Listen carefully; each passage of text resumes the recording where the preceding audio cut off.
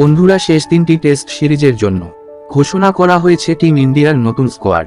তাহলে সম্পূর্ণ খবর কি এবং কোন কোন খেলোয়াড়রা দলের সুযোগ পেয়েছেন ও কাকে দল থেকে বাদ দিয়েছেন তা আমরা সম্পূর্ণ খবর এই ভিডিওটিতে জানাতে চলেছি। তবে তার আগে আপনিও যদি চান যে টিম ইন্ডিয়া 3টি সিরিজে ইংল্যান্ডেরকে হারিয়ে দিক, তাহলে আমাদের এই ভিডিওটি লাইক এবং চ্যানেলটি সাবস্ক্রাইব করুন।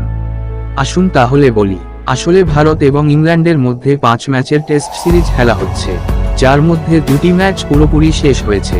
তবে প্রথম সিরিজটি ইংল্যান্ড দল 18 রানে জিতেছিল এবং দ্বিতীয় সিরিজটি দুর্দান্তভাবে ভারতীয় দল জিতেছে।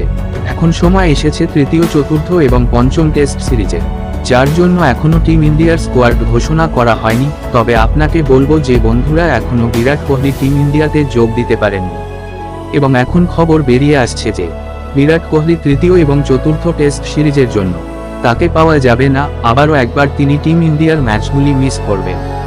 এরপর একটি খুশির খবর হলো যে কেএল রাহুল এবং রবীন্দ্র জাদেজা দলে ফিরতে চলেছে। তাহলে বন্ধুরা, জেনে নেওয়া যাক টিম ইন্ডিয়ার নতুন স্কোয়াড কেমন হতে চলেছে।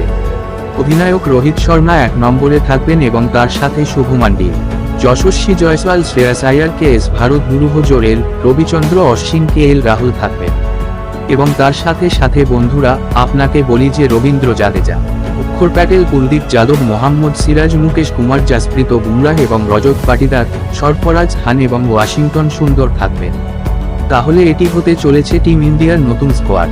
তো বন্ধুরা, আপনার কি মনে হয় এই নতুন স্কোয়াড সম্পর্কে? আপনার মতামত কমেন্ট করে জানান।